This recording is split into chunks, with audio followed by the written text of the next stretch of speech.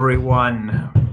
Good. What is today? I don't even know anymore. It's the middle of the Wednesday. quarantine. Yeah, I don't know what day it is. Happy Wednesday, everyone. I hope everybody's having a great Wednesday. For those of you who are in the clinic, I hope everything's going well. For those of you who are outside the clinic, I hope you're laying some foundation for when you're back to your practice. Sorry, I'm home, so you might hear my dogs, you might hear my kids. Sorry about that. It is what it is. So everyone, welcome to the PT Business Builders Show, where we believe EMRs suck. That systems and software should improve your practice and your life, not consume it. And here, our only measure of success are systems that give you the time to enjoy your life and the financial freedom to do that. So today we're having Brad Cote on. Brad we met like about 2 weeks ago. I didn't even know you existed. He's got so much awesome stuff. I don't know how. I must have been living in a bubble, but I didn't even know the guy existed.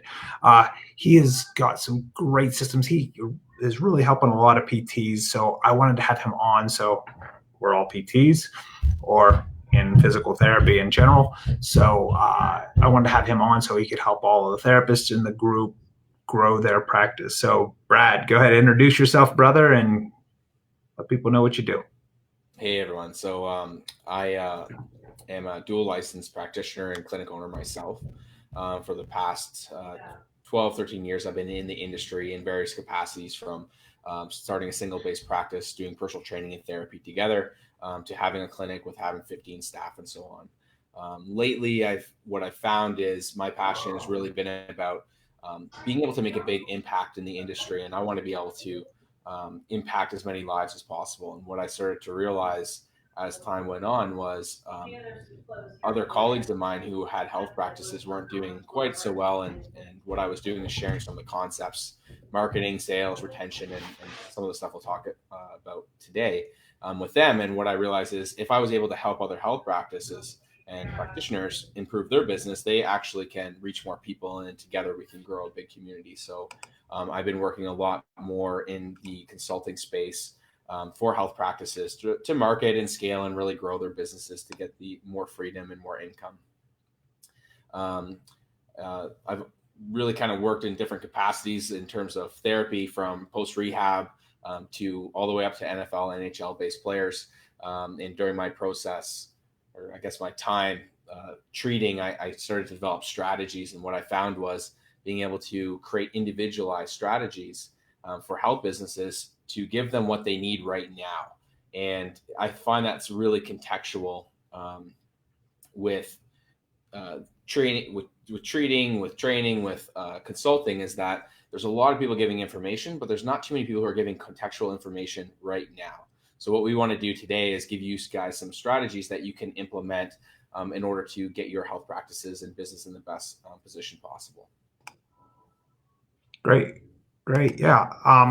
So yeah, hey Brent, what's going on? Hey Andrea, how's it going? Jacob, what's going on? So yeah, that's really like awesome stuff. Like it's kind of anybody who's looking to start within this industry. That's kind of, that driving force, the things that you see people struggling and that you want to help people get through their current situation, get to that point that they want to be. That's what our whole lead in this thing is about. That's just basically the same message that we're working on. Jerry Day busy. Hey, yeah, it's a Jerry Day but busy. Well, that's awesome, Brent. Well, I'm not sure, you guys working together. Andrea, glad to hear you're doing well.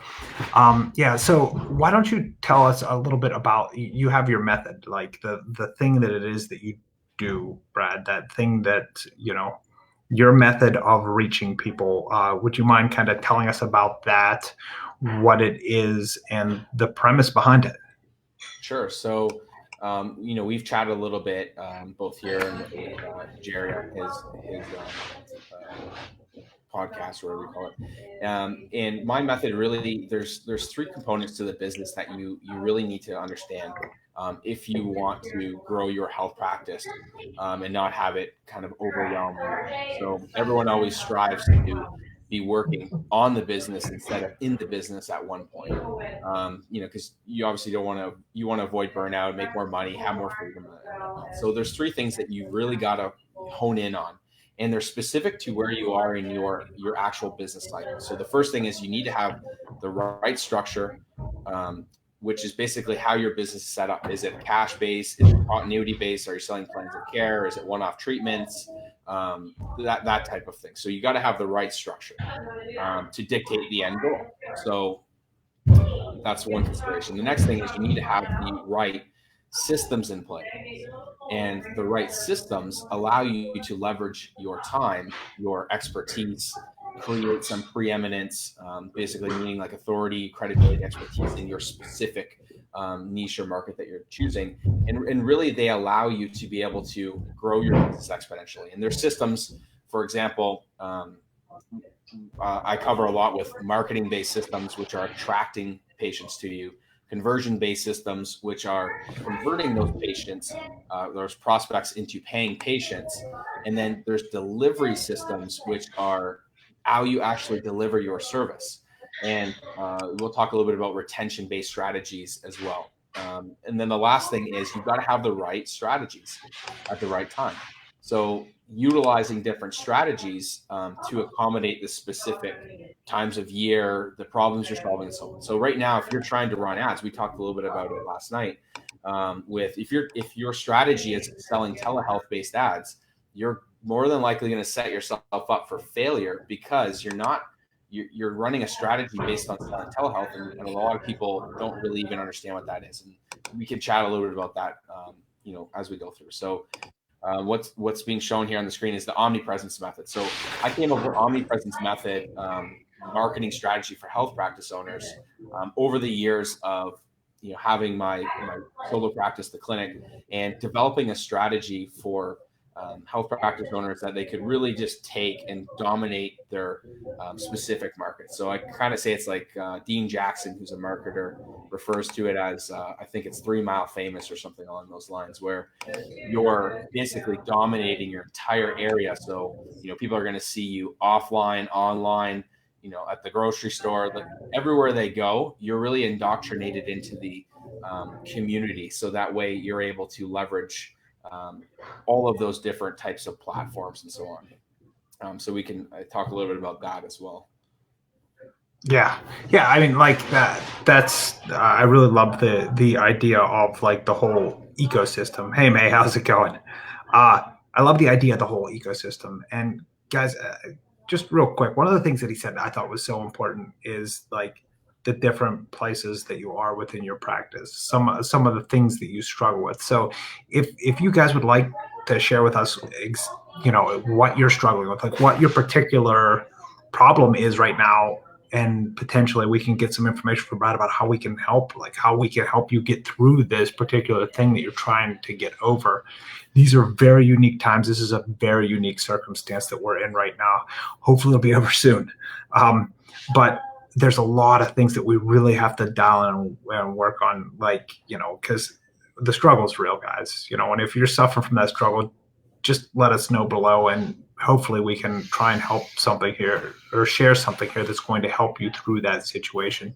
So in this omnipresence method, with all of these umbrellas, like what's the overall takeaway from that graphic, that whole thing? And I would like to share it, but it's not working right now. I keep trying to share it up there, and it's bouncing back on me. But what's the overall idea of the omnipresence, of the 3 circles, and how you leverage them to grow your business? Hey, Teresa. Sure. Yeah. So what I'll do is I'll just post the link so you guys can see the model there and whatnot. And I've also got a video that kind of walks through each section. So the overall strategy with omnipresence, omnipresence essentially means like being seen everywhere, everywhere someone goes. So the overall strategy here is it consists of 3 general sections, and then each general section has 3 subsections. So it makes more sense if you look at the picture. So don't get too overwhelmed if you are. Well, look at the picture.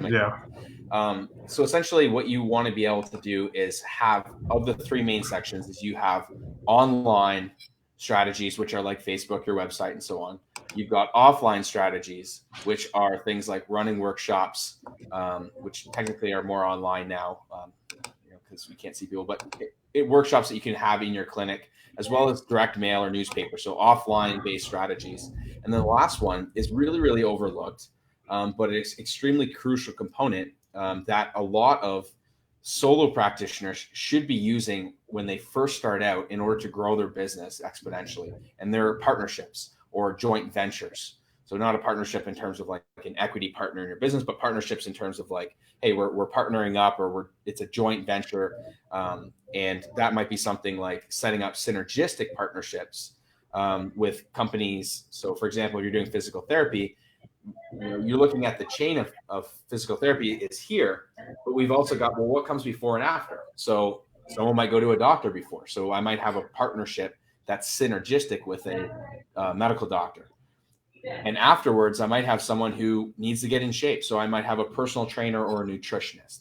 So those are things that you can utilize. And essentially omnipresence, what we really want to do is install these campaigns and get them running so that you have a system and a strategy that you can use all the time to help generate new patients.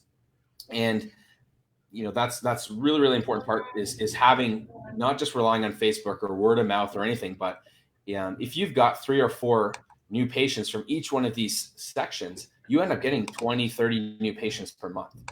And part of the key to it, if you look in the middle, is we talk a lot about retention, and we talk about getting referrals and reactivation and so on. So there's in the center component, it's not just about getting new patients in all the time, but we want them completing their full plans of care. We want to help generate referrals because it helps keep our ad costs down and grow our business with like-minded people and so on. So the overall omnipresence method, like generally for us, is able to exponentially grow our clinics as well as the clients that we work with by doing it. So if you are looking at this, you don't implement all of them at once. What we really do is take a look at what your business is now. So if you're a solo practice owner and you only get by on word of mouth, then we might start doing something like workshops and joint ventures to start getting you going.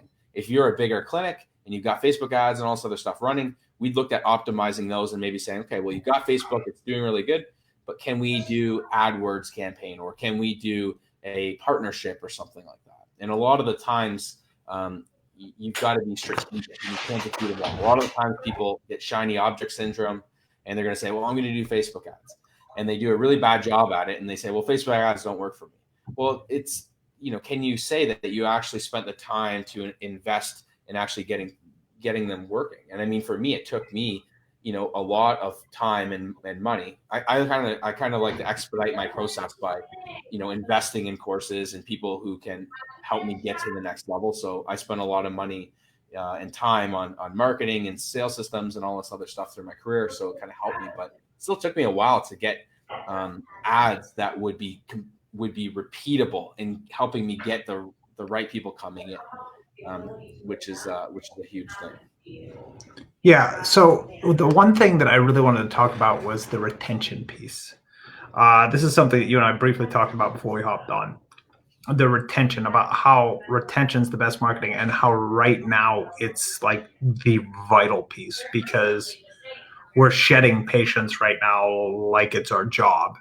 We're struggling to bring new ones in, and a lot of the ones that we have are either just sitting on the shelf or have kind of gone away because of the circumstance that we find ourselves in. So would you kind of mention a little bit about your retention piece and how you see that being leveraged right now in the current circumstance to sustain your practice or grow your practice?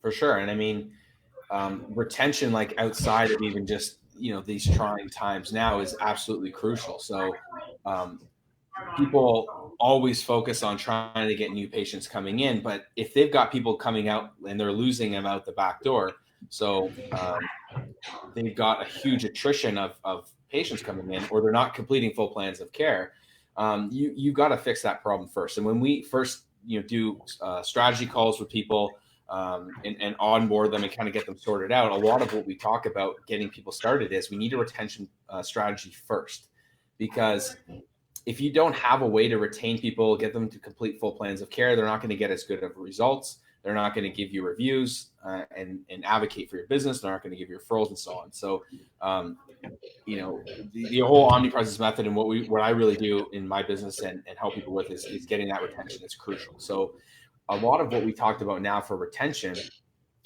really comes back to being able to over communicate with your patients about their health and what's going on, and making it about them and not you. And I said one crucial error that a lot of people messed up, not just physical therapists, but gym owners and massage therapists and so on, is as soon as things got shut down, a lot of people kind of took it personally and were like, well, that's it. I'll talk to you guys later. And they cancel people off their schedule. They would cancel patients who might have seen them for years, who depended on them for back pain help or knee pain or whatever it is. And they might have had a lot of prospects who are new on the schedule, or prospects who should have been getting phone calls and follow-ups. And really, like, when you're a couple of weeks ago or a month or whatever we are in this vacuum of time now, originally, like, if you took action to contact people and say, hey, you know what, I can't treat you for these reasons, we're closed and whatnot, but I want to know how I can best support you. So that's one thing that we did right away, is over communicate to the patients and say, how can we support you? And from that, we ended up having the simple translation of getting someone who had back pain or knee pain and just saying, listen, here's some ways we can help you. Well, I want you to help me with my back pain. Okay, well, here's some ways that we can help. And then we didn't have a conversation about saying, hey, do you want to do a telehealth appointment? It was more like, well, do you still want help? Here's one way we can help you. We'll set it up online and we'll give you some exercises to do, and we'll do our best for where we're going. So that's the first way, is like really just having a conversation. And I think a lot of people, practitioners, just mess that up right off the bat. Right.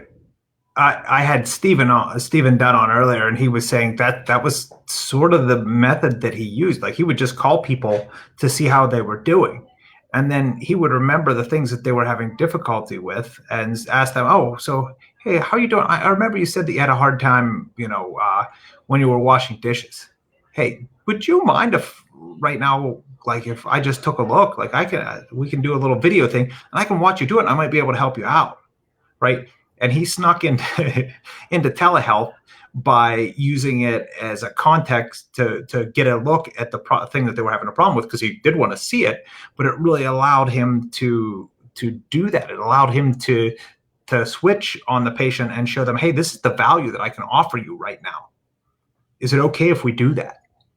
And then if the patient says yes, well, now you're doing a telehealth visit and you help them. Well, try this. Does that hurt as much? And they, well, no, that's a little bit better. Well, now guess what? You just sold them on telehealth. Now you say, hey, would you be opposed to us doing this again?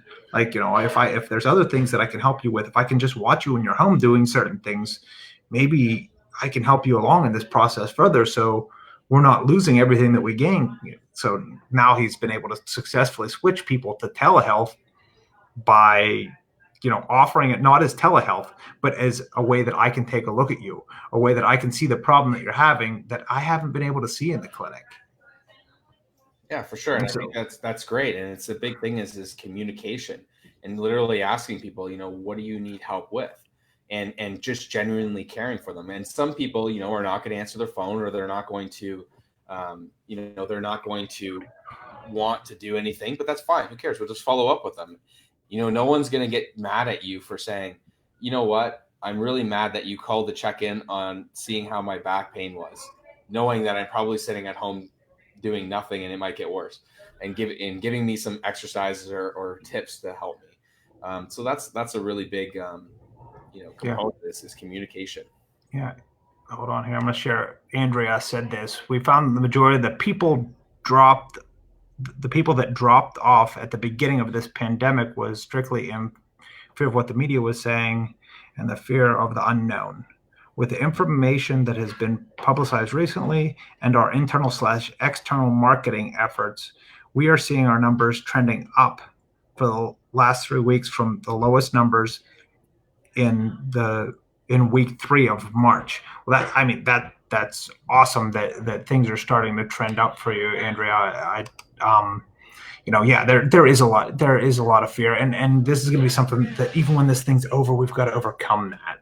Like that fear is still going to be there, especially for some of our older patients that might have comorbidities, be immunocompromised. There's a big uphill battle, and I'm glad to hear that it's starting to loosen up for you. Hopefully, that's the story for everybody here soon. But the marketing efforts, they will pay off. At the very least, you're laying the foundation for that reopen for, whenever you're getting back. So say you aren't seeing anybody right now, you're at least laying that foundation for that next step in the process of getting back to basically recapture and retain the people that you had before. And that's kind of what Brad's talking about. Brad, would you mind giving some people some ideas, of things that they can do right now to try to help with that retention, to try to help with the people that they've already lost, and even to hopefully maybe even get some referrals out of that from other people by showing them value between now and that date? For sure. And it goes back to, kind of saying the same thing again, but it's like a lot of the retention goes back to communicating. So, we'll do phone calls and following up with people and we'll ask them, well, how are you doing? How can we help support you? And in one instance, a couple of weeks ago, what happened was people are saying, you know what, I need some accountability. I need to move. I'm feeling stiff. Like my body's starting to rust. So what we did is just put together a Zoom call, basically, where people could go on and we would instruct them through, okay, here's some basic stretches and isometric exercises that you can do. And what we ended up having is saying, hey, is there anyone else who would benefit from this? Send them a link. And we ended up getting patients joining us and actually paying for private sessions to get more insight specifically for them, just to come back. So, it's simply just asking people what they want and then giving them or creating something specific. So how do you retain those leads right now? Well, a lot of it is building it around that community. So if you're asking people what they want, giving them offers of saying, hey, we've got a free, mobility based thing, come join us. That's a huge component. Making sure, we handwrite cards, which is tedious for like 500 people, but handwrite cards. Hey, hope you're well. Let us know how we can help, whatever, send stuff like that. So we're over communicating and utilizing our omnipresence to be able to get as much contact with them as possible. And they have the ability to opt in or do whatever. But, at the end of the day is that when they need to come back for back pain, they're going to be thinking of us just because we've kind of used inception in their mind of, hey, we're providing all those types of value. And we talked a little bit last night about leveraging joint partnerships. So having other business owners that we work with saying, hey guys, we've got a group of people who are, not moving around. Here's a workshop you can do, and so on. So literally we're literally doing the same things that we would do before, except we're just changing slightly the delivery of the service to utilizing it to be online instead of offline. So we do workshops like bulletproof your low back, and we generally would target like runners, hockey players, and so on. So we kind of change our target depending on who we're trying to reach. But we literally just take that and just do the same thing online. And you don't really need a lot of tech skill to kind of do that, but we facilitate the workshop the same, promote it the same way. We're still running Facebook ads. So all of that stuff is really the same. The retention is still the same. We're following up and doing service calls and the best we can, letting people know, hey, I don't know when we're able to get back, but here's some things we can help you with right now. If you want help, let us know. You can do our workout, you can do a one-on-one calls, like whatever. So we're constantly giving people options and communicating with them during this process of uncertainty, because the more uncertain your patients are, and the more that they're freaked out, like like the one person, it just says Facebook user, so I don't know who posted it, but the one person said, we have a bunch of people who are freaking out. Well, that will only be for a period of time until people realize, well, you know what, my back's killing me or my neck's killing me. I need to get some help. So, the problems are still there. And all you've really got to do is just communicate and be in front of those patients so that ultimately you can, when they're ready, you can help them. And, Mhm. you're not retaining them by forcing it down your throat of like, you have to do this, but you're being there for them, and they'll make the decision.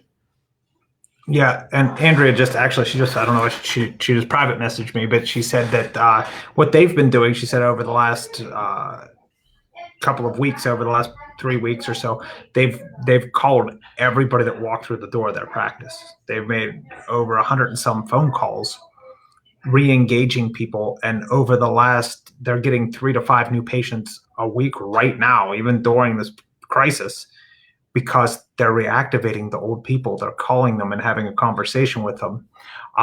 Something that you and I talked about previously was Slido, and you want to kind of introduce everybody to that, like how you can, instead of making the 100+ phone calls or 200 phone calls or 300 phone calls, how you can reach out to everybody and create that without committing that enormous amount of time. Naturally, the personal interaction is better, and if you have the time, that's what I would recommend. But how, if you don't, or you don't want to commit to that time, how you can start to re-engage people, start to warm those past patients back up to you. Yeah. So yeah, I mean, I agree. I agree. Like, my perception is like, just do it. Like we call probably like 500 plus people a week just to kind of like get in touch with them, and you're paying the admin and stuff. But if you don't have that ability, there's slide dial, which basically you can record a message and send it as like a, what do you call it, a blast or a bulk send. So to be like hitting send or broadcast, I guess it's called. So you would hit send, and it literally records your message, and everyone gets this pre-recorded voicemail to their phone. So it'd say, you could record and say, hey, it's Brad here from Lincoln Performance Therapy, just giving you a quick call to follow up and see how everything's going, and how we can best support you in these times. Hit Yeah. send, and next thing you know, it's to every single person on the list that you want it to go to. Maybe not the people that is the do not call list, but Right. Yeah. It segments those people out. If somebody's on the do not call list, we're not going to call them with ads. yeah, So yeah, it's which is awesome. that's yeah, that it's a great tool. To get through that armor. Like, so we've been emailing people, right? We email everybody. So we email them. They're kind of getting a little bit. Everybody's getting a little bit numb to their emails. How many emails in your inbox are sitting there right now that you haven't opened, like, or you will never open, or that you have just trashed, or that you have put into the spam folder? So it's still an effective media, but it's losing its effectiveness every day. So when you have leads or past patients, that's an incredible way to reach out to them with this blast, and then you'll start to get some of these people calling back. I always like to close with the "sorry I missed you" thing. Hey, just give me a call whenever you get a minute, because I'm asking them to re-engage with me. I want them to call me. I want to get on the phone with them, and that's a great way to convert a lot of your people, past patients, leads, into customers again or patients again, is by reaching out and engaging with them. Everybody has a problem right now. Everybody's got a big problem.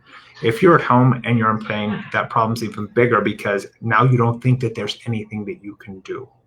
If you can address that issue for people and reduce some of their fear and their doubts about your ability to help them, that's how you're going to convert people. You're not really going to convert a lot of people by campaigns to bring new patients in right now, because there's a lot of people that are afraid to leave their homes. You're going to have to really work this retention. This retention method right now is, retention and reactivation is going to be your best method right now, because you've already knocked down a lot of the barriers with these people. The new leads right now, that barrier is very difficult to knock down. So Brad, any want to share anything on that front? Yeah, I mean, in the big thing to think about is retention and reactivation is not synonymous just to now. It's forever. You should always have these systems in. And if you don't, your business is never going to work quite as well. You're not going to get as good of results with your patients and prospects. And we talked a little bit about, mapping the journey out. And I know that your software does that. It's really important to map the journey out and have these reactivation and engagement based campaigns for current patients, for past patients, for prospects, and all of these sections here. Having an optimized system and strategy for those allows you to, help more people, make more money, grow your business, and have more of an impact and more freedom and everything else. So, it's important to note that, like, what we're talking about here, we're just adapting a little bit towards what's going on. But ultimately, these are strategies and things that you should be doing all the time. And if you're not, you're missing out huge. And you really got to consider, starting to implement these things into your business.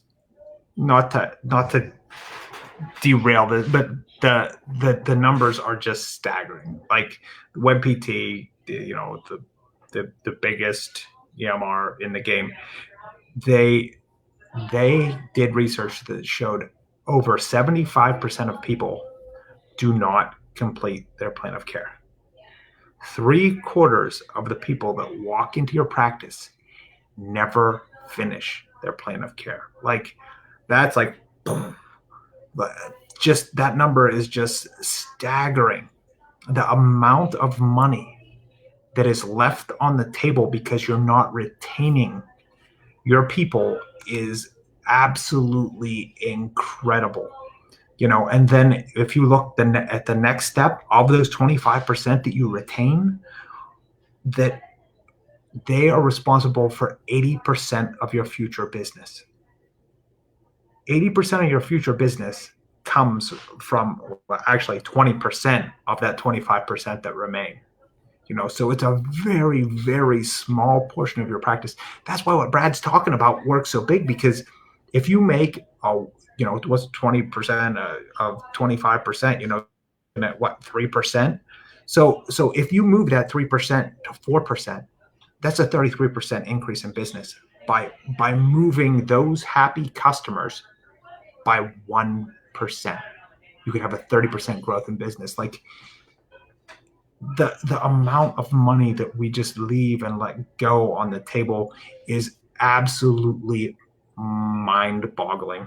And everybody worries about getting a new patient, while the person that's really controlling the future health of their business and the future growth of their business, they're not that they're ignoring, but they're not creating systems and strategies to leverage that point when they only have to make an incremental gain to make huge growth in their business. And it's staggering to me, the amount of money. And what are your thoughts on that? Like, why is that? Why do we focus on the shiny new when the thing that's right in front of us can do 100 times more than the lead gen ever could, by and large, kind of gets pushed to the side?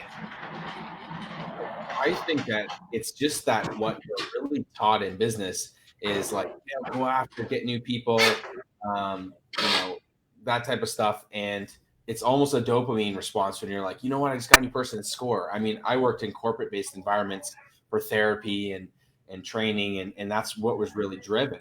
And there's a saying that you'll hear, and it says there's 3 ways to grow your business. I actually will say there's 4, and I'll give you the 4th one as bonus. Some people probably already know this, but the first one is get more patients. Well, the problem with that is the most expensive and takes the most skill set to be able to do. But you obviously got to do that at one point. So you need a system and strategy for that. You can get your current patients to buy more frequently. So they, might, if they're doing 1 session a week, they can go to 2 sessions a week. And you can get your patients to spend more money. So can they, and this is kind of a bit of ascension. So if you're a physical therapist, and can you partner with a personal trainer? Can you sell supplements, or like, is there other things that you can help, not just to sell it just for the hell of it, but to sell something that someone is probably going to need and could probably is going to go out to a nutrition shop and mess up and buy the complete wrong product. So, for us, we'd say, magnesium is probably a beneficial supplement. And we're not going into supplement debate, but, we'd say magnesium is a good supplement. What most people do is they go to Walmart or whatever and buy magnesium oxide, which is basically useless. So we'd say, magnesium, malate and glycinate is a blend that we use. This product is better. Plus you can buy it from us and you get a bit of a discount. So we're actually enhancing the patient experience, which leads to retention, because they don't need to go out and try to find all these things. I'm making it easier for them, and they can make more money. And then the fourth thing is retain your clients. And you'll see it in marketing where it's like, those are the 3 ways to grow your business. But technically, the fourth one to grow your business is retain. Because if you've got 100, keep your customers. I'm not great with math without using the calculator, so I'll use 100. So if you got 100 patients, that might be a lot or less to some of you, but you got 100, and every month I lose 20 patients, it's exponentially harder for me to get new people to replace them than the person who just loses 5. So if you work on retention, think of how much money that is. Each patient pays you $100 a month, and you got 100 patients. Like, you're losing so much money with the 20 that are falling off. So why not have a system to fix that? And it's really not that difficult. A lot of the stuff that we implement is really basic, small things to engage the community and get these people working. So example that I can give you is there's a physical therapist, and he's in Canada, and what we were working with him on is always getting new patients in. So his whole thing was about I need tons of leads, and I need 100 leads from Facebook. And that's the first problem, is that leads don't mean anything, because it's the quality of the leads. Anyone can go out and get a ton of leads, just give a good offer to whoever, but whether those people are going to convert, that's kind of another story. So his whole thing was, I need to get tons of leads. I need to get new patients. When we sat down and looked at the amount of people that were falling off from his business and the amount of people he needed, I'm like, well, why do you need to get so many leads? Well, I need to make more money. Yeah, but why are you not making money? You're selling like 20 new patients a month. How are you not making any money? Well, the reason why is because he's spending so much money on the front end trying to get new people in, and all these people so much effort. And in the meantime, he's not getting results. He's not getting any referrals. So what we really did was say, okay, let's pump the brakes on finding new people. We're just not going to emphasize as much. We're going to fix the back end. And over the course of 6 weeks, we were focusing on implementing strategies to retain patients. And what happened was he was able to retain, I can't remember the exact numbers of specifically how many it was, but he ended up retaining a lot more patients. And with that, what we were able to do is get referrals from those people who were getting better results.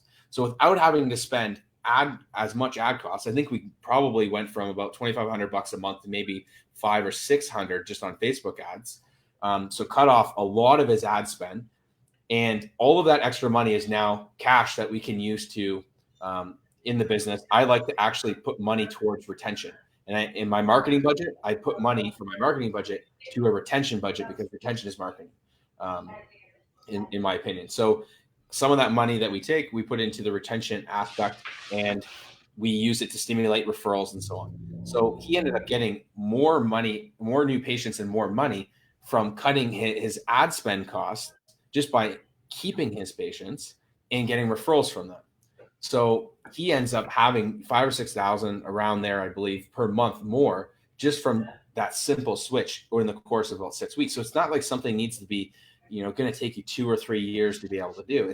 You can implement these small systems and strategies right away, and in 4, 5, 6 weeks, you end up having something that is able to generate you referrals, stop drop-offs, and you end up having maybe a couple thousand more per month, depending on the setup of your business. If you're a massive clinic, I've seen people make $20,000 more a month from that. And this is speaking from experience of me consulting, going into clinics that just like completely going out the door as fast as they're coming in the door. So maybe even a negative ratio on that. So that's my thoughts. I can't agree enough, man. Like, if people would hear what you're saying, it would mean everything to their business. Like the idea. So we as physical therapists in general, I'm generalizing here. This isn't everybody. A lot of people in this group already get it. But there's two things that we think about. We need new patients and we need better skills to bring in and retain new patients, right? This is, I keep coming back to this story. It's one of my favorite stories, the E-Myth, right? I don't know if you ever read the book. Great book. Michael Gerber's in it. He's talking about a hotel experience he had. He tells everything about the hotel. He talks about how he went into the hotel, how nice it was. He was talking to the woman, and she was really attentive, and he was noticing that her ribbon matched her ribbon in her hair. Within 2 to 3 minutes, the bellhop's there. She's making small talk the whole time. He's not really noticing. She asks him if he's hungry. He says yes. She says, "Well, we reserved some reservations at our restaurant connected to us just for people staying at the hotel. Would you like me to get you a table?" He says, "Yeah, I'm actually kind of hungry." He goes, he has a nice meal. He's by himself. He thinks the waiter's just making small talk with him. He's drinking bourbon and, having a nice evening. He walks back over to his hotel, and there's a fireplace in there. He sees that the fireplace is lit. And he was thinking, man, I would really like another bourbon to sit here and watch us, sit in front of the fire. And he looks over, and there sits a glass of bourbon. Not just any bourbon. It's his bourbon, exactly the way he likes it. And there's a note that says that this is your bourbon exactly the way you like it. If you want, you can dump it out or you can drink it. If not, just leave it here and I'll take care of it for you in the morning. If you need anything, I'll be up all night waiting for your call. Karen, which was the girl he met at the front desk. So he sits there and drinks his bourbon and enjoys the fire that they started for him. And he goes to bed and he wakes up in the morning to the smell of coffee. And there he goes over, they had the coffee pot set, not just any coffee. It was his coffee. There was a note there from Karen saying, "Hey, this is your coffee. We know this is the cream you like. It's in the refrigerator. If you need anything, I'm down at the front desk waiting for your call." And he's sitting there drinking his coffee. And he's like, "How the hell did they know this was my coffee?" And then he remembers the waiter made small talk with him and got this information from him. As he's sitting there enjoying it, and he's like, "How did they know?" And then he remembered talking to her up front. She asked if he needed a wake-up call. I was like, "No, I wake up every day at like 7 a.m. So she set the coffee pot for 20 minutes before he got up, so it was ready for him. Then there's a knock on the door, and there's a newspaper, and he's in San Francisco, and it's his newspaper. It's the New York Times. And he picks up the paper, and he's like, how did they know? And then he remembered when he came in, she was talking about the newspaper she liked. She was reading an article in this newspaper, and she loves this newspaper. And he just mentioned that he's a New York Times guy, right? But okay, this whole story, the whole thing that happened to him, and he said him and his wife go there at least once or twice a year now to this specific hotel that he just went to just to stop. He was looking for somewhere to rest one night. None of it had to do with how clean or nice the hotel was. None of it had to do with a thread count or how soft the pillow was or any of that or how nice the room was. The whole thing was about the way it made him feel, that they heard him, that they listened to him, and that they did something about it. So like in your practice, that what Brad's talking about, this retention and spending money on this retention in your practice, that is the mindset that you need. You need to look at this thing as how can I create this experience for them that is not just going to be like, oh, that was great. It was going to make them go, wow, that was incredible. How did they do that? How did they know exactly what? And you have to make them think, right? So this is everything in your business. If you want to grow your business, do what Brad's saying. Spend that money, at least some of that money, on creating this experience for your people. If you can do that, you can pretty much stop the upfront ads because you'll be full. You'll be absolutely full. So, Brad, any thoughts on like how you could do like little things that you can do within your practice to implement stuff like that to make the person go, wow, this was a little bit different. For sure. I mean, I call that like curating the experience, and I kind of got the idea of off a book. There's one called Predictably Irrational. It's probably one of my favorite books. And what it does is it talks about people, how they make decisions. A lot about how they make decisions is based on past experiences. So I think there's and I'll answer and we'll kind of get back, but just as an idea is that a lot of people, especially people who are getting physical therapy in like the medical based setting, the hospital based setting, the reality is those people generally don't have as good of an experience. So if you can create a great culture and a great curated experience, those patients are always going to come back to you. And if for some reason they go somewhere else, Predictably Irrational talks about, people always compare. People say, well, shit, I'm never going to go back to this place ever again because they didn't give me my coffee and all that stuff. So things that we do, it's, if you've got the front desk, or if you don't have the front desk, you're just yourself, it's knowing everybody's name and everything that they do. For us, what we use is CRM and enter everyone's information. So the front desk person, they're focused a lot on retention. That's why the front desk person is there. They're there to retain people. We also have an acquisition person, but primarily, they do stuff in the back and not interact with people as much up front. But you got someone who's at the front who's retention based. And what their goal is to make every person that walks in feel like a celebrity. And if you can have them know their name, what's going on in their life, have good conversations. And like you said, we'll have coffee set up for them. We've got a bunch of different ones of these makers or tea. You say, hey, here's your tea. Here's your lemongrass tea, whatever. So take some money. It doesn't cost that much. I think we spend maybe like $300 a month on little extras, especially for those big spenders. Because we got a couple of people who spend $25K a year for their family. So if they want a lemongrass tea, sure, you want it in a copper mug or whatever you want. Yeah. So especially for those higher end people, you want to really curate and make sure that they feel really good. And you give them a little bit extras potentially, but everyone, they get a towel, whether they ask for it or not. They've got their coffee ready. They've got, you want to read a specific magazine. Sure. You want to take this one, go ahead. Like we do whatever we can in order to make that experience. And what we do is I create a thing called a patient success journey. And we give it to them right out the bat. And what it is basically just outlines what the plan of care looks like, typically when they're going to see results, when we're going to follow up with them, we're going to ask them for referrals. We explain, basically indoctrinate them into the culture. And, I really think that this is an important aspect because a lot of the time people feel, especially in healthcare, feel uncertain when they come and see you. They may have had a bad experience with someone else before and they're thinking, well, do I need to get naked? Or is it going to hurt me? They did acupuncture and I was bruised last time. Like, I can't do these exercises and it's a lot of money. Like all of these things are going on in their head. So the more that you can help them feel relaxed, the more that they're going to be able to connect with you. And at the very least, and we've had this before where we've had a really good experience. So even if it's a prospect coming in, we give them a book that's specific for them. Basically we just make an ebook and then print them out. But we have a care pack. You come in and you're a walk-in. You want to learn a little bit more about what we're doing. What we end up doing is create a care package, give it to them no matter what. And a lot of the time, people who are shopping around, they're going to go to your place and everyone's welcoming. You got like a mini shock and awe base box. They've got a good setup.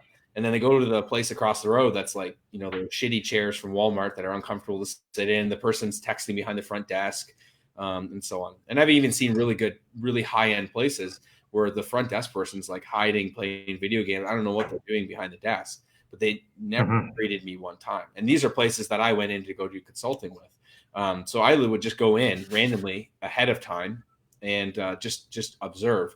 And a lot of times I sat there for like 20 minutes and no one said anything to me.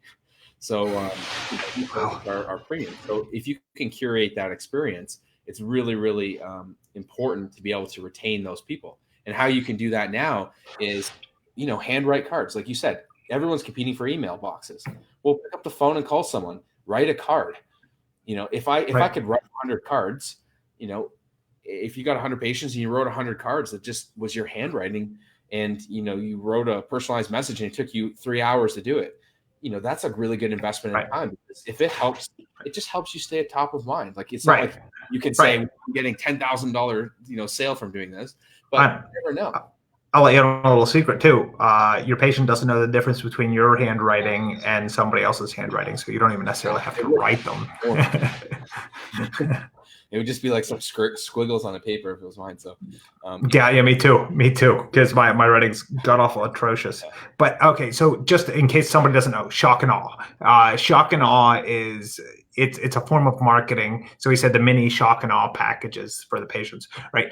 Shock and awe is something that you give to somebody that it is just that. It's the shock and make them go, oh, it's based off a Desert Storm shock and awe that they did. So it's to meet them with an overwhelming force that they just can't ignore. So like you're giving them this thing and they're like, wait a minute, I just walked in, you're giving me a little gift. Like what is this? Right. So that's going to create something totally different for the patient than when they walk in and they get absolutely nothing. If you hand them stuff to help them in their journey, hey, try this, see if this works for you. Here's some TheraBand. Here's some, what, it doesn't even really matter what it is. It's more the fact that you're going out of your way to create something for them. You thought of them and you're giving them something. It creates a totally different experience than that not being there. Yeah, sorry. I just wanted to give a little bit of context in case somebody was listening and didn't know what shock and awe was. So Brad, your group, let's talk a little bit about your group. So I assume you're teaching people this stuff within your group. I've been scrolling it along the bottom below there. So if you want to talk a little bit about your group, tell them about your group and how you're helping people there. Sure. So the group that we got on Facebook here is marketing and growth strategies for your health practice. And really what I'm doing is taking different components of what I'm using right now in my businesses and with clients and sharing kind of condensed versions down. So there's different, it's really meant to be a community of people so you can ask questions and I'll be posting different content and kind of helping you guys along. So if you're looking at implementing some of these strategies, whether they're retention or marketing based strategies or learning more about omnipresence, you can join the group and go through some of the content there.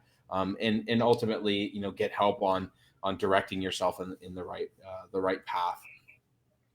Yeah, that's great. So hey, everybody, I recommend right now, as soon as you're done, check out Brad's group, the marketing and growth strategies for your healthcare practice. There's a lot of great stuff there. It's going to fit in well. It's really going to help grow your practice. I mean, guys, I can't tell you enough. Like, you really should join that group if you're not already in it, and leverage the tools. I mean, Brad's giving stuff away for free. Why? What do you have to lose? I mean, there's so much value in the stuff that we're talking about teaching, and he's teaching over there, that you can't afford not to take advantage of it. So, Brad, anything else you would like to share with people in parting?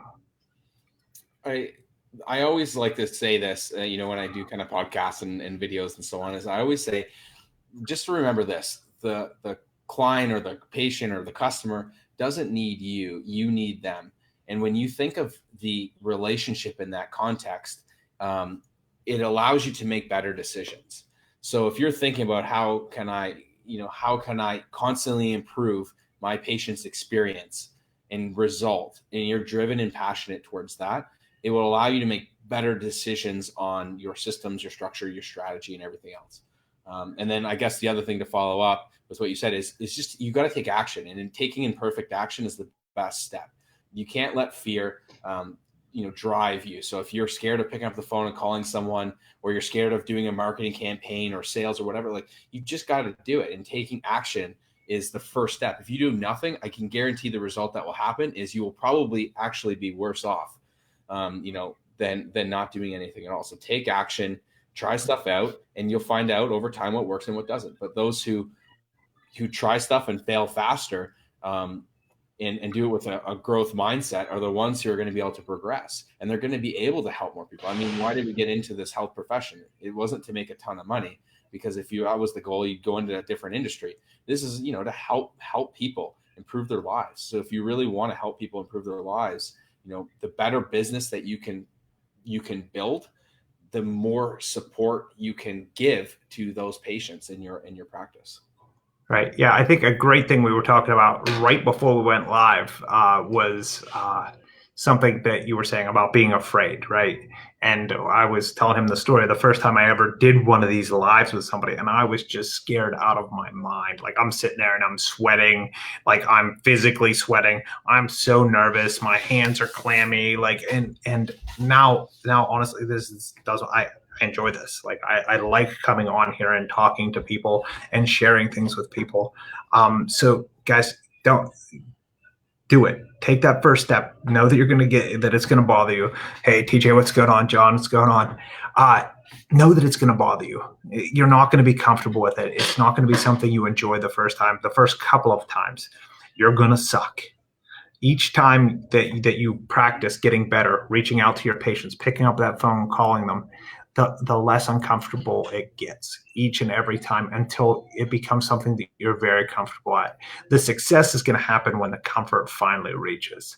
When you really start to get comfortable talking to them and you're comfortable conveying to them, they're going to know it and they're going to become more comfortable with you and, you know, take your offers up more or re-engage more or whatever the goal of your plan is. So guys, take that imperfect action. Get a little bit sweaty, get a little bit clammy, push through it, keep going until you get there. So Brad, man, thank you so much. Like I can't even tell you how much I appreciate you coming on here and sharing all of your experiences with everybody. You know, if anybody has any questions for Brad, please just put them down below. You know, the patient experience stuff that he's talking about and the way that you can grow your business through this omnipresence and retention and reactivation is absolutely huge. So he's a great resource. Any questions you got below would be great. So Brad, from the bottom of my heart, man, thank you for coming on and sharing with a group. I really appreciate it. And everyone, thank you for joining another episode of the PT Business Builder Show, where we believe EMRs suck. That systems and software should improve your life and your practice, not consume it. And here, the only measure of success are systems that give you the time to enjoy your life and the financial freedom to do that. So, hey, everyone, thank you for joining. Brad, anything you want to say in closing? No, thanks for everyone coming here and listening to me. If you have questions, just give me a shout. All right. Well, thank you. Thanks, Stephen. Nathan, hey, how's it going? You're hopping on right at the very end, man. But yeah, if you have any questions for Brad, drop them below. Or if you just came in at the end like Nathan, I really suggest starting this thing from the beginning or watching it. This has been great. So thank you again, Brad. Thanks, guys.